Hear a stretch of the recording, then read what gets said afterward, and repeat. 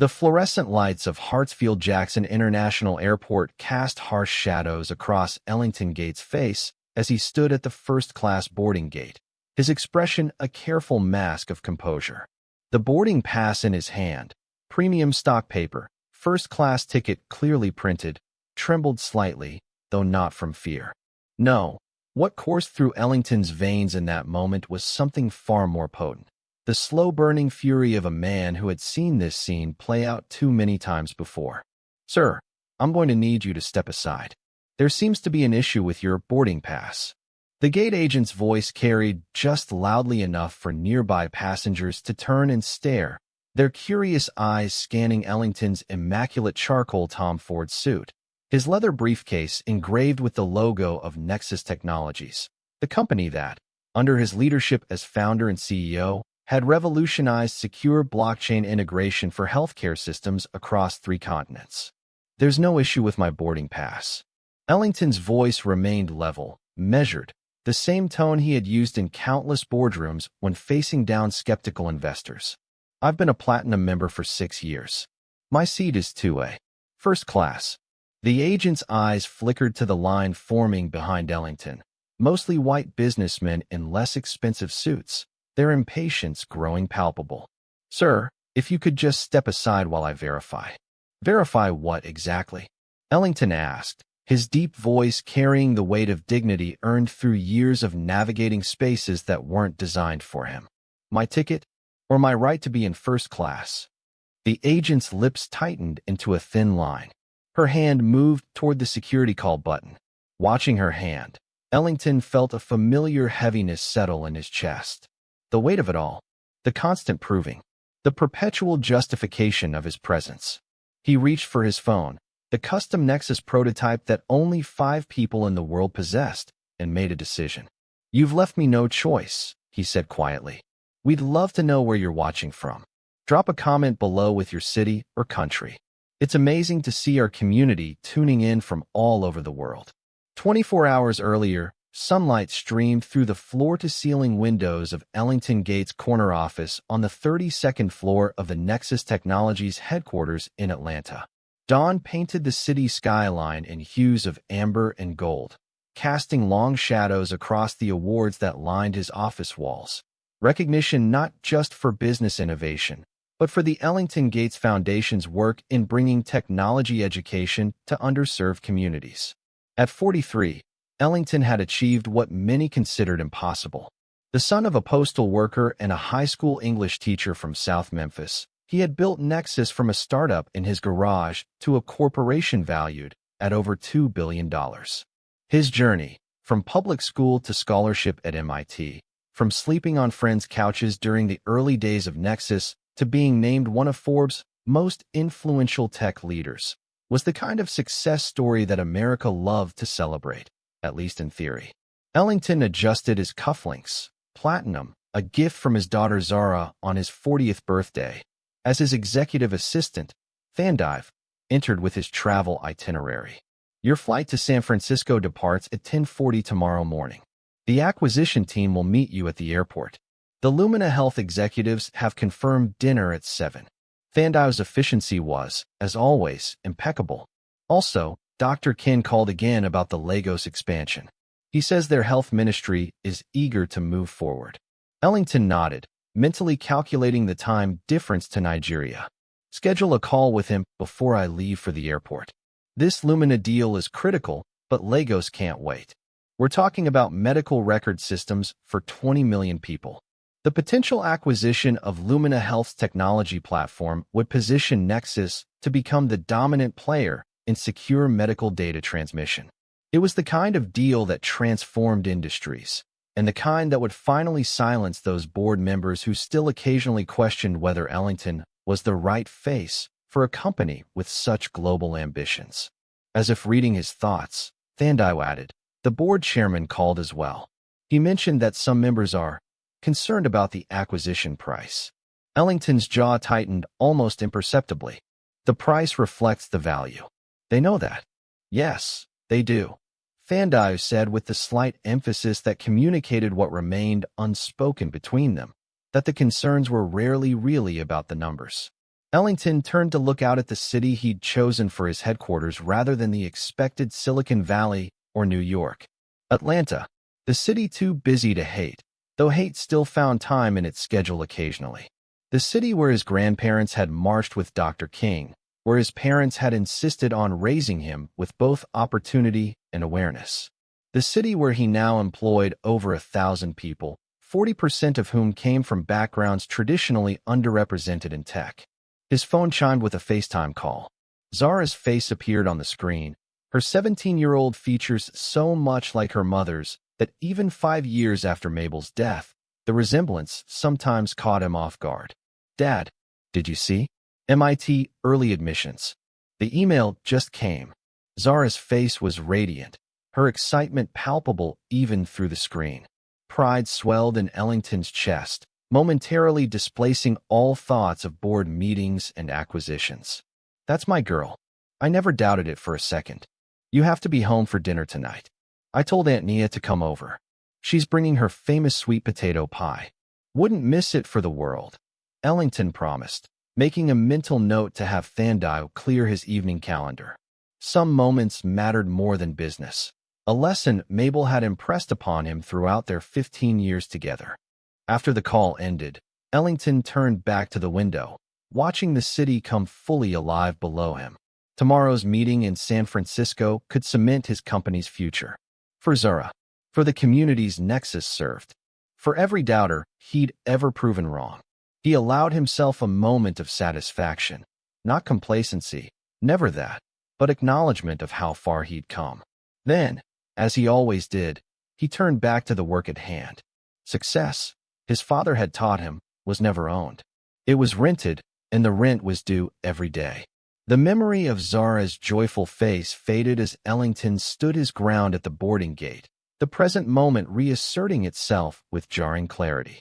2 security officers approached, their hands resting casually near their weapons.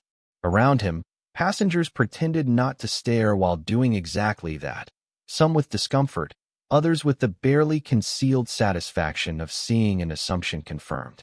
"Is there a problem here?" The taller security officer directed his question to the gate agent, not to Ellington.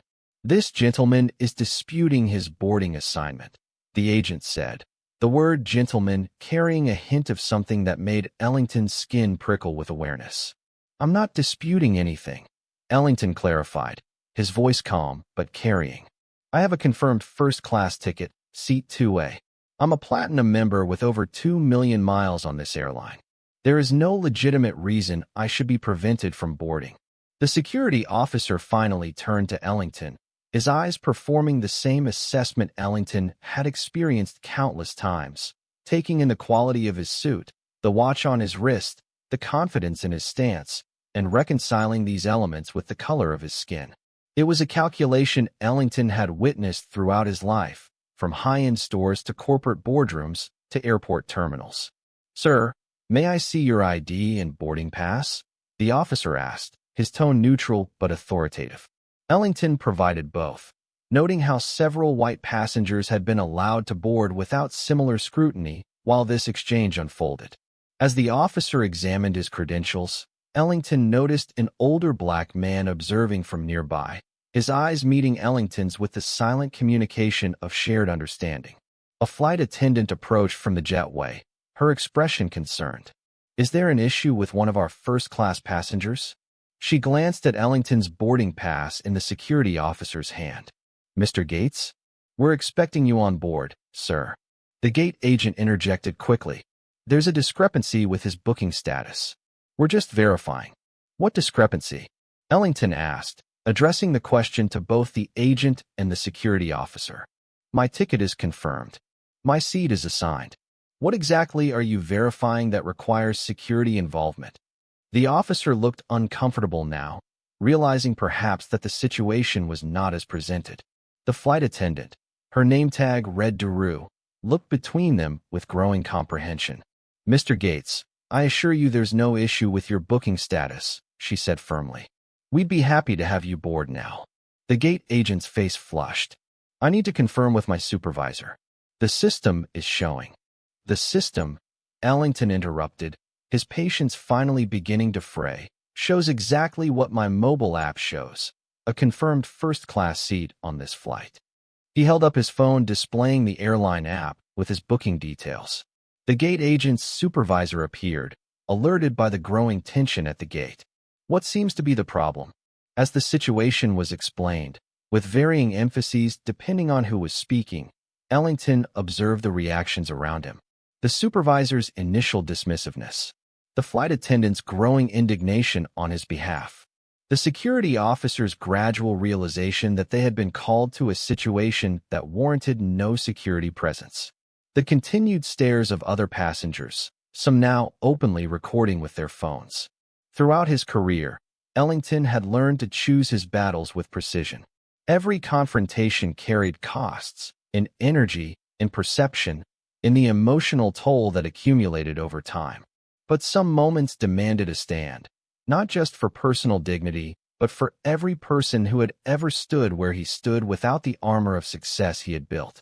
The supervisor, after reviewing Ellington's information, adopted a conciliatory tone. It appears there was a misunderstanding. Of course you're cleared to board, Mr. Gates. We apologize for the inconvenience.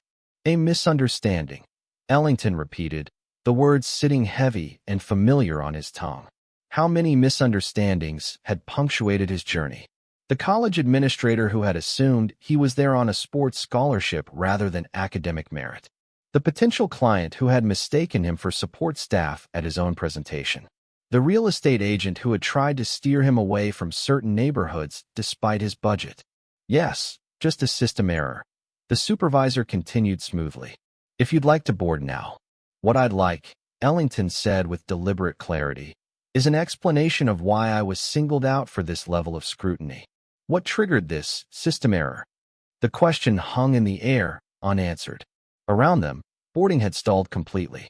The flight was now guaranteed to depart late, a fact that would inconvenience everyone on board and potentially impact connecting flights. The supervisor's smile tightened. Sir, we're trying to accommodate you. Accommodate me? Ellington raised an eyebrow. Or simply provide the service I paid for without prejudicial treatment? A new voice entered the conversation. The airline's gate manager, summoned by the growing spectacle. Mr. Gates, I'm Serena Whitfield, the gate manager. May we speak privately about your concerns? Ellington recognized the tactic. Remove the disruptive element. Take the confrontation out of public view. Minimize potential damage. It was Crisis Management 101, a strategy he himself had employed in business contexts. My concerns aren't private, he replied evenly. They were created publicly, in front of all these witnesses. So we can address them here. The manager's professional veneer cracked slightly. Sir, you're delaying the flight for all passengers. I'm not delaying anything, Ellington countered. I've been ready to board since my zone was called. The delay was caused by your staff's decision to question my legitimate right to the seat I purchased.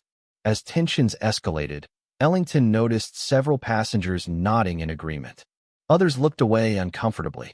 The older black gentleman who had been watching now stepped closer, though he remained silent, his presence alone a form of solidarity. The manager made a decision. Mr. Gates, either board now or I'll need to rebook you on a later flight. We can't continue to delay departure. It was an ultimatum designed to force compliance. Board now and accept the indignity, or forfeit the seat and miss critical meetings. It presumed that Ellington, like most passengers, would ultimately prioritize his immediate needs over principle. Those who made such presumptions didn't understand the calculation that men like Ellington had performed countless times throughout their lives, weighing immediate convenience against the cumulative cost of silent acquiescence. Ellington reached for his phone again, his decision made. You've left me no choice, he repeated, his voice carrying clearly in the now hushed gate area. But this time, instead of putting the phone away, he began to dial. Who are you calling? The manager asked, her tone caught between authority and sudden uncertainty. Ellington met her gaze directly. I'm calling the people who need to understand exactly what's happening here today, and why it will never happen again. The phone rang only once before it was answered. Raymond Pierce speaking. The voice of Nexus Technologies' chief legal counsel was crisp and alert despite the early hour in San Francisco. Raymond. Ellington Gates. I need you to listen carefully. Ellington's tone had shifted. This was no longer the measured, diplomatic CEO managing a personal slight. This was the strategic business leader who had navigated Nexus through industrial espionage attempts and hostile takeover bids. I'm at Hartsfield-Jackson, Gate C21. I'm being denied boarding for my first-class seat to San Francisco. Security has been called. Multiple witnesses present. I need you to activate Protocol Dignity. Right now. There was a brief pause on the other end as Raymond processed the coded instruction, a contingency plan they had developed years ago after a similar incident left Ellington stranded in Chicago, missing a crucial investor meeting. Understood. Location confirmed. Protocol Dignity active in 3 minutes. Hold your position. Raymond's response was equally measured, betraying nothing to anyone who might be listening. Ellington ended the call and immediately opened his secure messaging app, typing a brief message to Thandive, PD, at ATL. Delay likely. Alert Lumina team. No reschedule yet. The gate manager's expression had shifted from authoritative to wary. Any frequent traveler would have recognized a call to airline customer service. But this exchange had been different. The mention of a protocol. The calm certainty in Ellington's demeanor. Mr. Gates, whatever complaint you wish to file, I assure you we can address it after you board. Your seat is available now. The manager's tone had softened considerably, the threat of rebooking suddenly withdrawn. That's a generous offer, Ellington replied with deliberate courtesy. But I think we're beyond that point now. You see, I've just activated certain measures that my company put in place precisely for situations like this. As if on cue, his phone buzzed with an incoming call. He answered, putting it on speaker. Go ahead, Raymond. Mr. Gates, I've made initial contact with airline leadership. Their chief operating officer, Diane Winters, will be calling the gate directly in approximately 90 seconds. I've also liaised with James Franklin in PR. Social media monitoring is active, as 3 videos of your situation are already circulating. Legal has prepared cease and desist letters regarding any attempt to remove you from the premises without cause. The Lumina Health team has been notified of a potential delay. The gate manager's face drained of color at the mention of the airline's COO. Around them, passengers who had been pretending not to listen were now openly watching the scene unfold, several with phones still recording. Thank you, Raymond. Ellington replied calmly. Please remain on standby. He turned to the increasingly uncomfortable airline staff. Now, I believe we were discussing a system error. Before anyone could respond, the gate desk phone rang.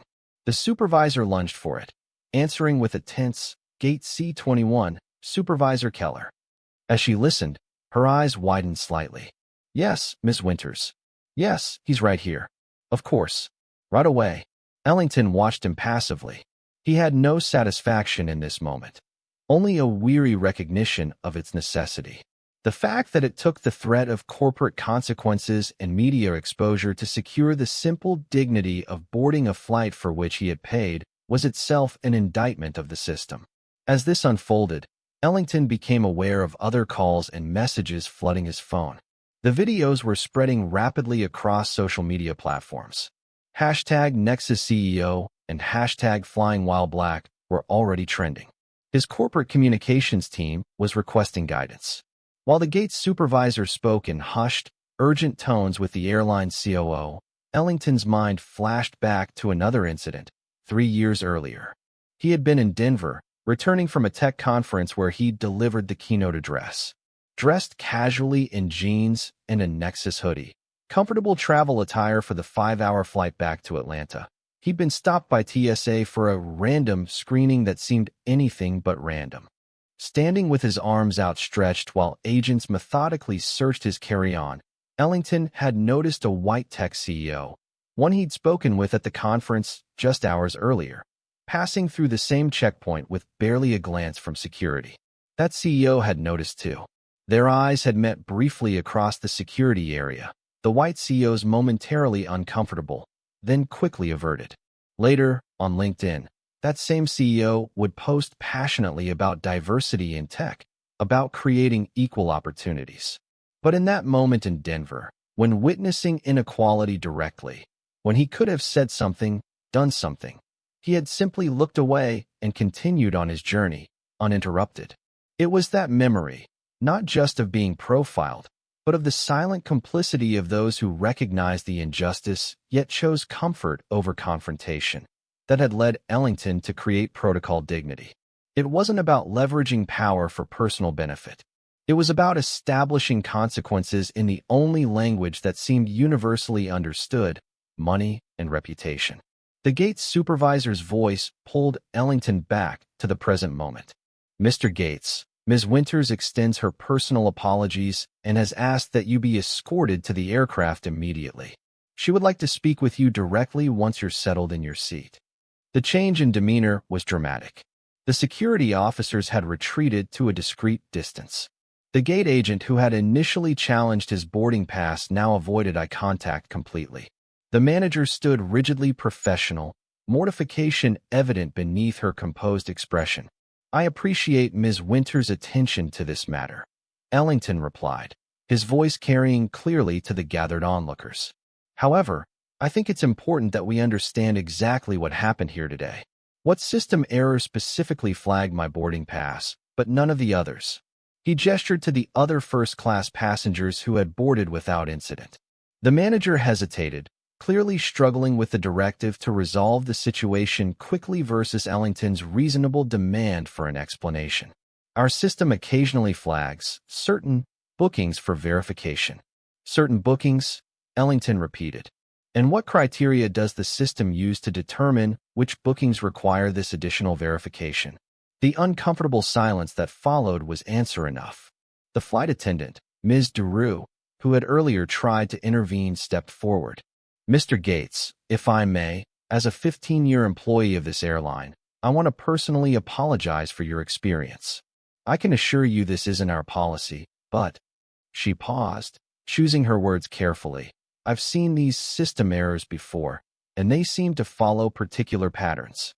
It was as close to an admission as anyone was likely to make in this setting. A recognition of the algorithmic bias that often reflected and amplified human prejudices, hidden behind the veneer of technological neutrality. Ellington nodded, appreciating her honesty. "Thank you, Ms. Duroux." At that moment, his phone buzzed again. A text from Raymond. "Airline PR in crisis mode. Stock dipping on early trading rumors. Your call on next steps." This was the leverage point, the moment when Ellington could extract concessions, demand firings, perhaps even secure some personal compensation. It was also the moment that would define how he used the power he had accumulated through years of strategic work and sacrifice. The older black gentleman who had been watching the scene unfold approached Ellington, speaking quietly. "Son, I've been flying this airline for 40 years. Seen this same scene play out too many times to count. Most of us don't have the power to make that call you just made. Whatever you do next, remember that." The simple truth of those words settled on Ellington's shoulders. The responsibility of representation. The weight of being the first or the only in so many rooms throughout his career. The knowledge that his actions in this moment would have implications beyond his personal experience. He turned back to the airline staff, aware that the eyes of everyone at the gate, and increasingly, via social media, the eyes of the world, were upon him. "I'll board now," he said finally, "and I will speak with Ms. Winters. But I want it understood that this conversation isn't over. It's just beginning." As Ellington proceeded down the jetway, Ms. Duroux walking alongside him, he was acutely conscious of the dual nature of this victory. The immediate battle had been won through the power of his position, the corporate leverage, the media attention, the economic threat his single call represented. But the war it was part of had been fought by countless others before him, many without such weapons at their disposal. "They'll treat you like royalty now," Ms. Duroux murmured as they approached the aircraft door. "That's how it always goes. The company panics, bends over backwards, treats it like an isolated incident rather than a systemic problem." Ellington nodded. "I know the playbook." "So what's your next move?" she asked, genuine curiosity in her voice. Most people would take the upgrade offers, the apology miles, and move on. A small, determined smile crossed Ellington's face. I'm not most people. And this isn't about free upgrades. As he settled into seat 2A, the flight attendants hovering attentively nearby, Ellington's phone rang once more. This time it was Zara. Dad, are you okay? Your face is all over Twitter. Someone from my school posted the video and said you're shutting down the whole airline. Ellington chuckled despite himself. I'm fine, sweetheart. And no, I'm not shutting down the airline. At least, not exactly. What are you going to do? Zara asked, her voice carrying the same righteous indignation he'd heard whenever she encountered injustice, whether in her own life or in the broader world she was increasingly engaging with. Ellington looked out the aircraft window at the sprawling operations of the airport, the ground crew loading baggage, the fuel trucks circling, the massive infrastructure that kept global commerce and connection functioning. An idea was forming in his mind, crystallizing from fragments of thoughts he'd carried for years. I'm going to make sure something changes this time, he told his daughter. Something real. As the aircraft door closed and the captain announced a slight delay in departure, Ellington received yet another call, this one from the airline CEO herself. Mr. Gates, this is Diane Winters. I cannot express strongly enough how deeply we regret the incident at the gate.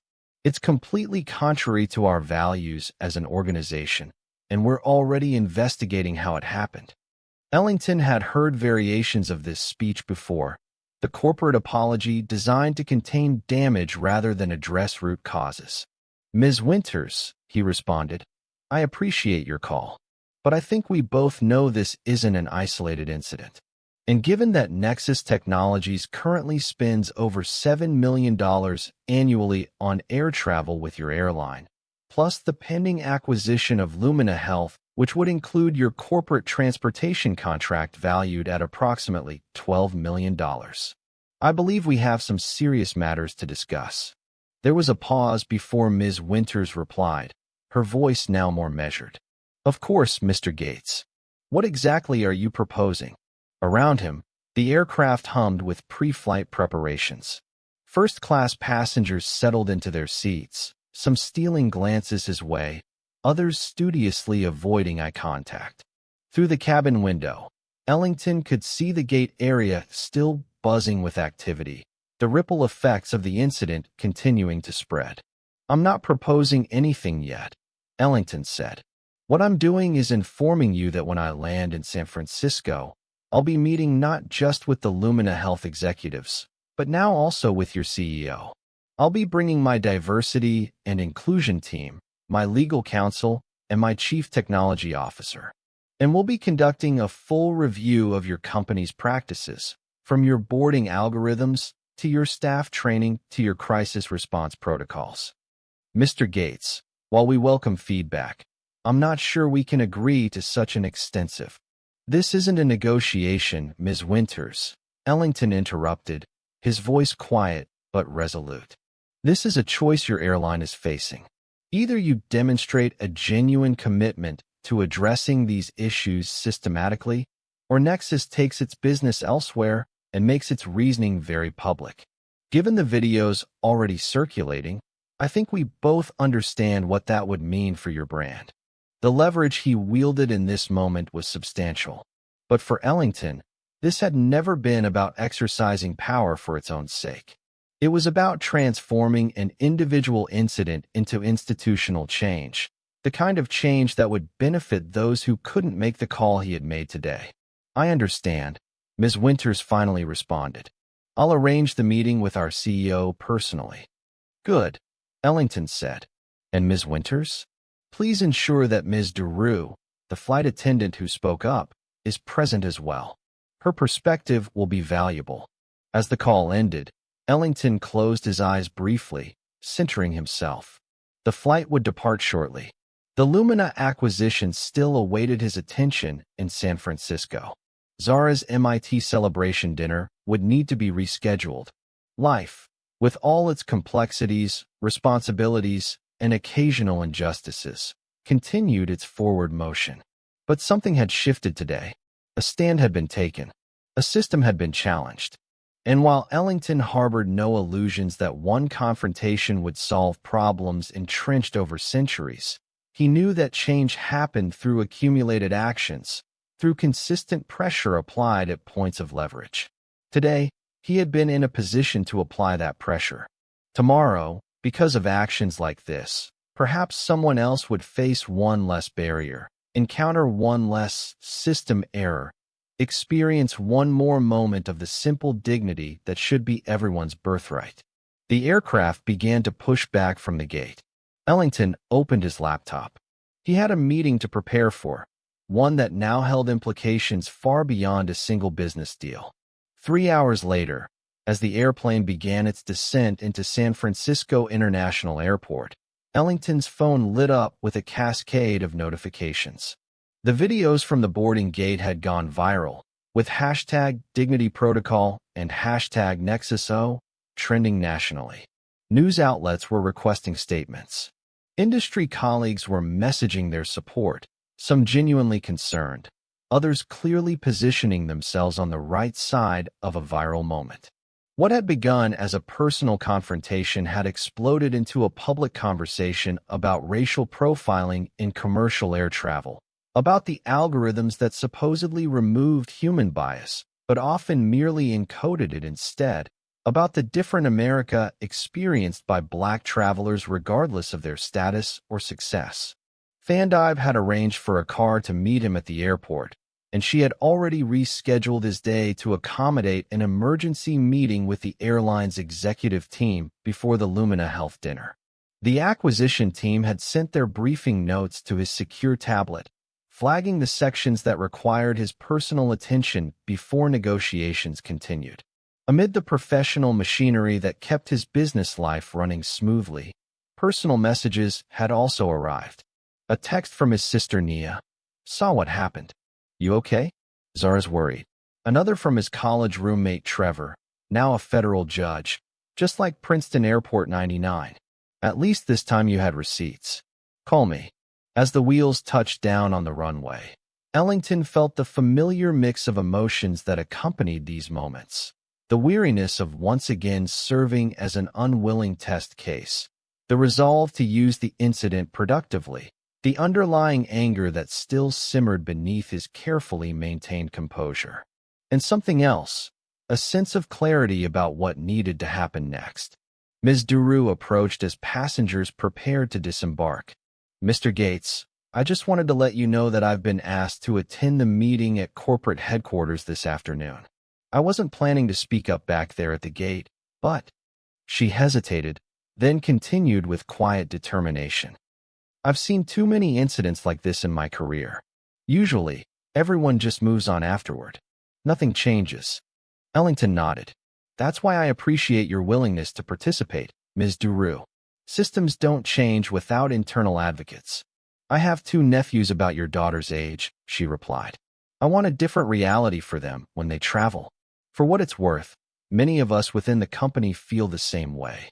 Then let's make sure this moment counts for something, Ellington said, gathering his belongings as the first-class cabin prepared to deplane. The airline's Bay Area corporate headquarters occupied the top floors of a gleaming downtown high-rise. Ellington arrived with Raymond Pierce and Dr. Talisa Dion, Nexus's chief diversity officer, who had flown in from Atlanta on the next available flight specifically for this meeting. They were escorted directly to the executive conference room, where a notably tense group awaited them. Diane Winters, the COO who had called Ellington on the plane, stood to greet them alongside the airline CEO, Vincent Taylor, a silver-haired veteran of the industry known for his political connections and old-school approach to leadership. Mr. Gates, Taylor began, extending his hand. First, let me personally apologize for your experience this morning. It's completely unacceptable, and we take full responsibility. We've already placed the gate agent on administrative leave pending investigation. Ellington accepted the handshake but didn't sit down. Mr. Taylor, I appreciate your prompt attention to this matter. However, I'm not interested in seeing one employee scapegoated for what is clearly a systemic issue. He gestured to Dr. Dion, who placed a tablet on the conference table and activated a projection on the wall screen. With your permission, I'd like my team to share some relevant information before we proceed further. Taylor glanced at his legal counsel, then nodded cautiously. Of course. Dr. Dion began the presentation, her academic background evident in her precise, methodical approach.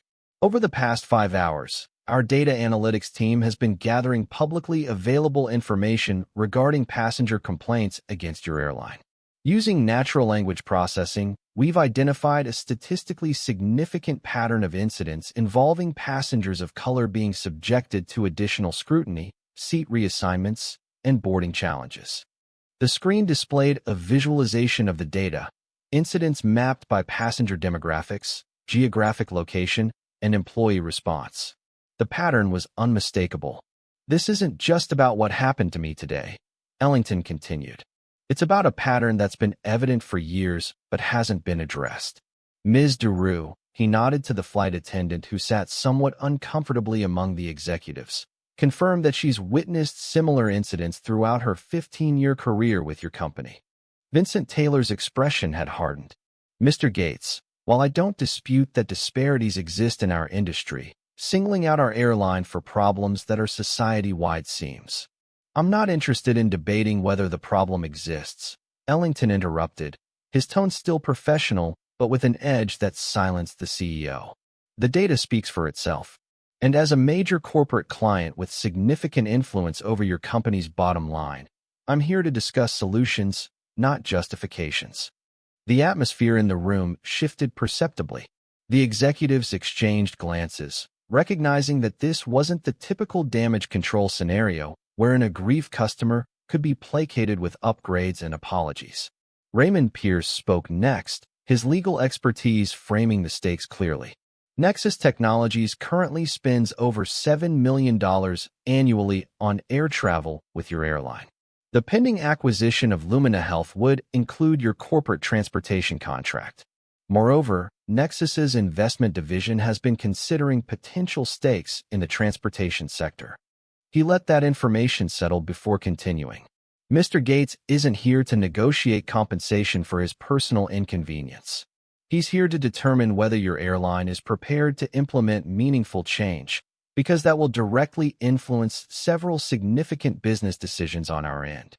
Vincent Taylor leaned back in his chair, reassessing the situation. What exactly are you proposing, Mr. Gates? Ellington finally took a seat, opening his own tablet. I'm proposing a comprehensive overhaul of your approach to diversity, equity, and inclusion, not as a marketing exercise, but as a fundamental business priority. Over the next hour, Ellington outlined a detailed plan, an independent audit of the airline's passenger screening algorithms to identify and eliminate bias, mandatory anti-bias training for all customer-facing staff, the creation of a passenger advocacy office with real authority to investigate complaints, transparent reporting of demographic data related to passenger experiences, and the establishment of a diversity advisory board with actual influence over policy decisions. Additionally, Ellington concluded, I want Ms. Deroux to head a new internal task force composed of frontline employees who have witnessed these issues firsthand. They'll report directly to your executive leadership with recommendations for operational changes. The airline executives had remained largely silent during Ellington's presentation, occasionally taking notes or exchanging glances. Now, Vincent Taylor cleared his throat. These are extensive changes, Mr. Gates. The cost implications alone are considerably less than the cost of losing Nexus's business, Raymond interjected smoothly. Not to mention the potential stock impact if Mr. Gates were to publicly announce why he was taking his company's substantial travel budget to your competitors. Or, Dr. Dion added, her voice gentler but no less resolute, you could position yourselves as industry leaders in addressing an issue that affects millions of travelers. The first major airline to acknowledge the problem and commit to measurable improvement would gain significant competitive advantage in an increasingly diverse marketplace.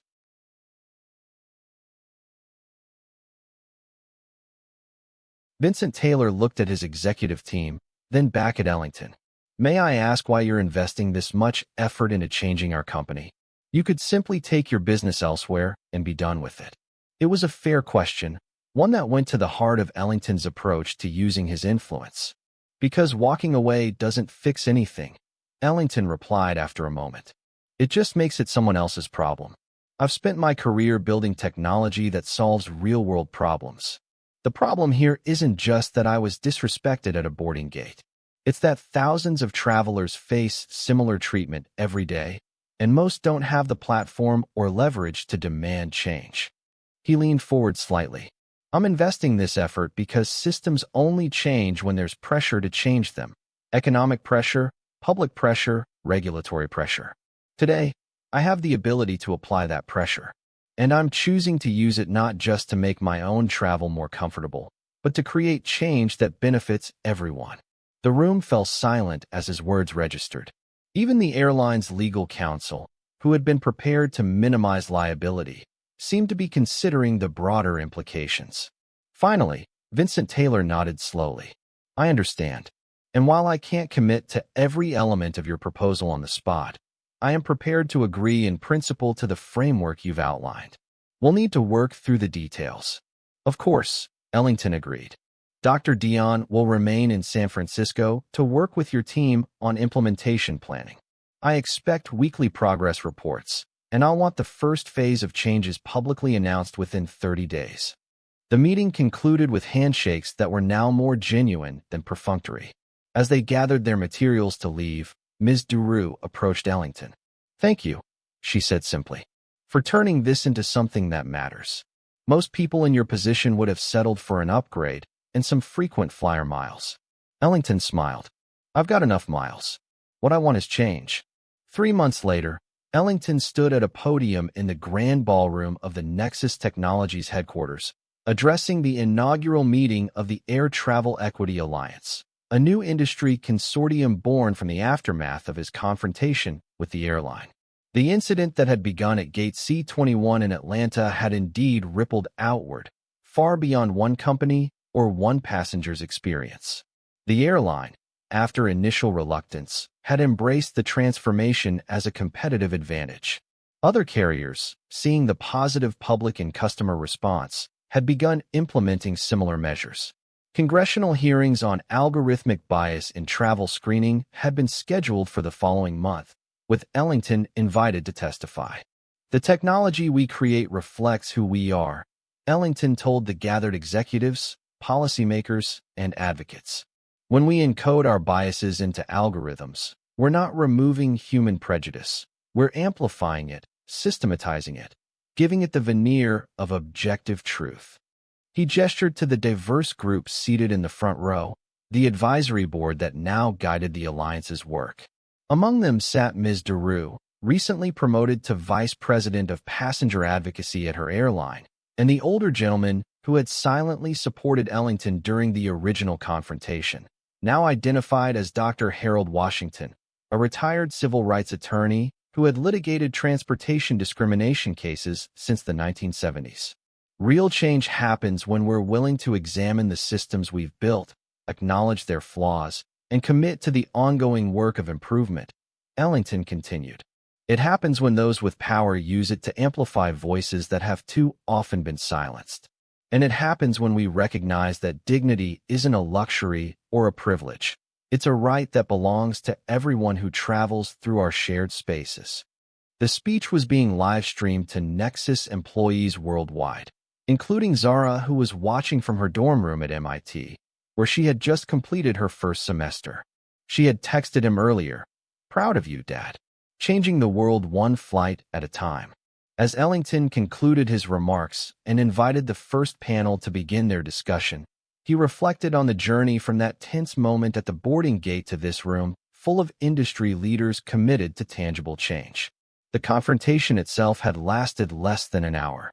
The work of transformation would continue for years. After the formal program concluded, Ellington found himself in conversation with Dr. Washington, who had become an important advisor to the alliance. "You know," the older man said, his voice carrying the weight of decades spent in similar struggles, "when I saw you standing your ground that day at the gate, I thought to myself, here's a man who understands what power is for." Ellington raised an eyebrow. "What do you mean?" Power isn't just about what you can get or what you can avoid, Dr. Washington explained. It's about what you can change. Most people who acquire power use it as a shield to protect themselves from the indignities the rest of us face. But the real leaders, the ones who move history forward, they use power as a tool to reshape the systems that create those indignities in the first place. He clapped Ellington gently on the shoulder. That call you made that day, it wasn't just about getting on a plane. It was about making sure others wouldn't have to make the same call in the future. That's how change happens. Not all at once, but one decisive action at a time. Ellington nodded, genuinely moved by the elder's perspective. I appreciate that, Dr. Washington. Though I have to admit, when I first reached for my phone that day, I was just thinking about getting to my meeting. Maybe so, Dr. Washington chuckled. But somewhere along the way, you decided this was about something bigger. And that's the choice that matters. The moment when personal inconvenience becomes purposeful action. As the event wound down and Ellington prepared to leave for his next appointment, a mentoring session with young entrepreneurs from underrepresented communities, his phone buzzed with a notification. The airline he had confronted 3 months earlier had just been recognized by a leading business publication for its innovative approach to algorithmic transparency and inclusive customer service. Ellington smiled, remembering his words to Ms. Duroux on that first day. I want change, not miles. For once, it seemed, the system had actually delivered as promised. The following week, Ellington would board another flight to another city for another business meeting. He would present his first-class boarding pass without incident. The gate agent would scan it routinely and wish him a pleasant flight. And in the grand scheme of things, this unremarkable interaction, this simple extension of ordinary courtesy and professional respect, would represent perhaps the most meaningful measure of progress. Not because Ellington Gates, CEO of Nexus Technologies, deserved special treatment, but because every traveler deserved the same treatment. To be seen as a person, not a profile, to be judged by the ticket in their hand, not the color of their skin, to move through the world with the fundamental dignity that all humans are entitled to, regardless of whether they have the power to make that one decisive call that changes everything.